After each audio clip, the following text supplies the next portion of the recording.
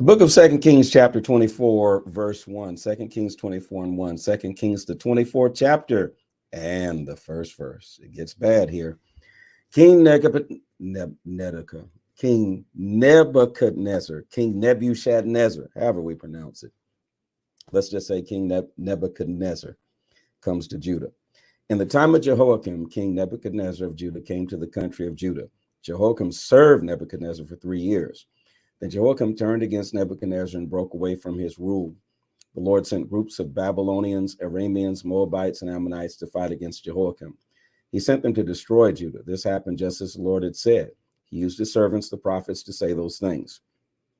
The Lord commanded this to happen to Judah. In this way, he would remove them from his sight. He did this because of all the sins that Manasseh committed. He did this because Manasseh killed many innocent people and filled Jerusalem with their blood. The Lord would not forgive these sins. Interesting. That's a totally different concept from the New Testament. The Lord would not forgive these sins. Wow. The other things that Jehoiakim did are written in the book, The History of the Kings of Judah. Jehoiakim died and was buried with his ancestors. His son Jehoiachin became the new king after him. The king of Babylon captured all the land between the brook of Egypt and the Euphrates River. That's a lot of land.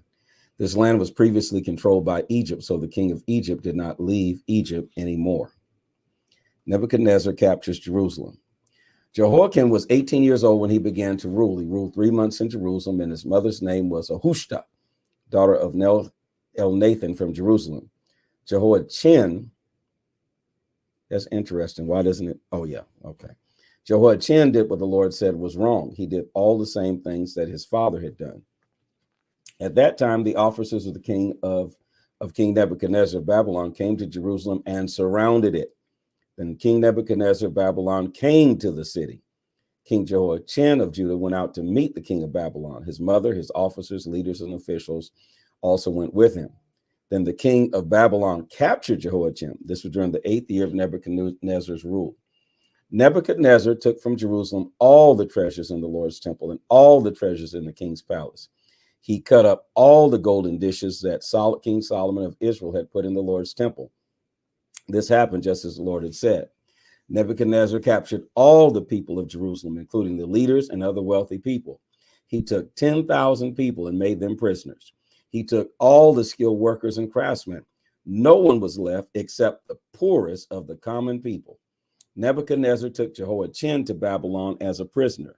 He also took the king's mother, his wives, officers, and the leading men of the land. He took them from Jerusalem to Babylon as prisoners. There were 7,000 soldiers. Nebuchadnezzar took all the soldiers and 1,000 of the skilled workers and craftsmen. All these men were trained soldiers ready for war. The king of Babylon took them to Babylon as prisoners. King Zedekiah. The king of Babylon made Mattaniah the new king. Mattaniah was Jehoiakim's uncle. He changed his name to Zedekiah. Zedekiah was 21 years old when he began to rule, and he ruled 11 years in Jerusalem. His mother's name was Hamutal, daughter of Jeremiah from Libnah. Zedekiah did what the Lord said was wrong. You still didn't get it. The Lord allowed this whole place to be captured, things stolen, people taken away, and you still did what was wrong? He did all the same things that Jehoiakim did. Wow. The Lord became so angry with Jerusalem and Judah that he threw them away. Now, that's terrible when you get so mad that when you're so bad that God literally throws you away. Listen to that, saints. Verse 20, the Lord became so angry with Jerusalem and Judah that he threw them away. Wow. Nebuchadnezzar ends Zedekiah's rule. Zedekiah rebelled and refused to obey the king of Babylon. 2 Kings chapter 25, the last chapter in the book of 2 Kings. It says, so King Nebuchadnezzar of Babylon and all of his army came to fight against Jerusalem. This happened on the 10th day of the 10th month of Zedekiah's 9th year as king. Nebuchadnezzar put his army around Jerusalem to stop people from going in and out of the city. Then he built a wall of dirt around the city. His army stayed around Jerusalem until Zedekiah's 11th year as king of Judah. The famine was getting worse and worse in the city. By the 9th day of the 4th month, there was no more food for the common people in the city. Nebuchadnezzar's army finally broke through the city wall. That night, King Zedekiah and all his soldiers ran away. You big dummy. You left all the people there and you ran away with your soldiers? Coward. Put that in the comment section. Coward. They used a secret gate. Oh, going to sneak out now. That went through the double walls and left all them people in there. It was by the king's garden. The enemy soldiers were all around the city, but Zedekiah and his men escaped on the road to the desert. The Babylonian army chased King Zedekiah. See, that's what you get. And caught him near Jericho. All of Zedekiah's soldiers left him and ran away. Wow. They left the king. He's on his own now. The Babylonians took King Zedekiah to the king of Babylon at Riblah. The Babylonians decided to punish Zedekiah. They killed Zedekiah's sons in front of him. My God. Then they put out Zedekiah's eyes. Wow. And they put chains on him and took him to Babylon. So sad. Jerusalem is finally destroyed. Nebuchadnezzar came to Jerusalem on the 7th day of the 5th month in his 19th year as the king of Babylon. A lot of details.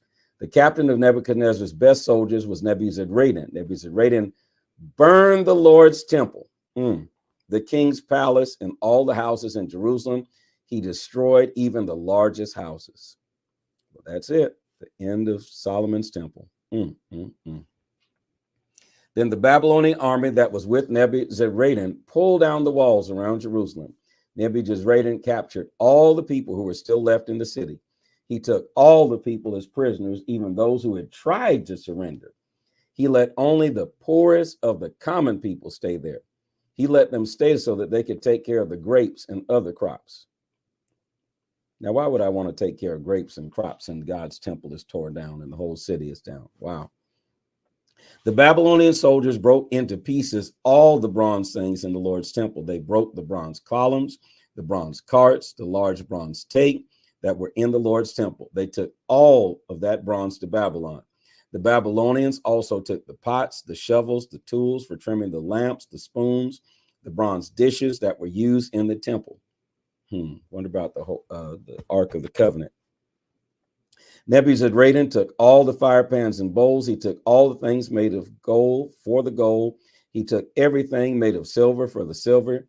So Nebuzaradan took the large bronze tank and 2 bronze columns. Each column was about 31 feet tall. The captains on the columns were 5 feet tall. They were made from bronze and had a design like a net and pomegranates. Both columns had the same kind of design. He also took the carts that Solomon had made for the Lord's temple. The bronze from these things was too heavy to be weighed. The people of Judah taken as prisoners. Again, I wonder what happened to the Ark of the Covenant. From the temple, Nebuzaradan took Sariah the high priest, Zephaniah the second priest, and 3 men who guarded the entrance.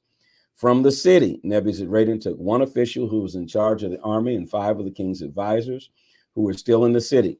He took 1 secretary of the commander of the army who was in charge of counting the common people and choosing some of them to be soldiers, and 60 people who just happened to be in the city.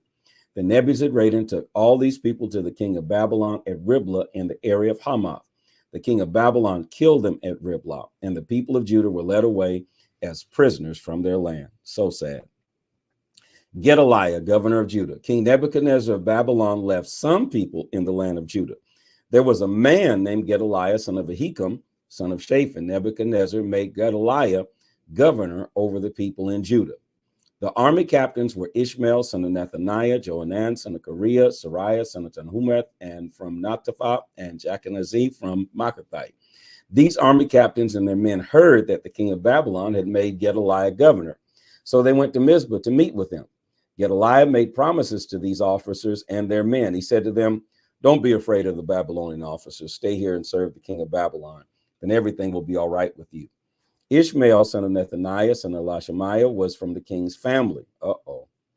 In the 7th month, Ishmael and 10 of his men attacked Gedaliah and killed all the men of Judah and Babylonians who were with Gedaliah at Mizpah.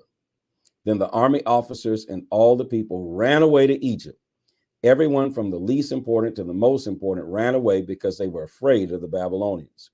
Later, evil Merodach became the king of Babylon. He let King Jehoiakim of Judah out of prison. This happened in the 37th year after Jehoiachin was captured. This was the 27th day of the 12th month from the day that evil Merodach began to rule. Evil Merodach was the kind to Jehoiakim. He gave him a more important place to sit than the other kings who were with him in Babylon. Evil Merodach let Jehoiachin stop wearing prison clothes. And every day for the rest of his life, he ate at the same table with the king. And each day for as long as Jehoiachin lived, the king gave him enough money to pay for whatever he needed. And that's a sad ending to this story. That's the end of 2 Kings. Wow. This is the word of the Lord. Please follow, like, share, and subscribe. Encourage others to join in as we read through the Bible. Tomorrow we pick up with 1 Chronicles.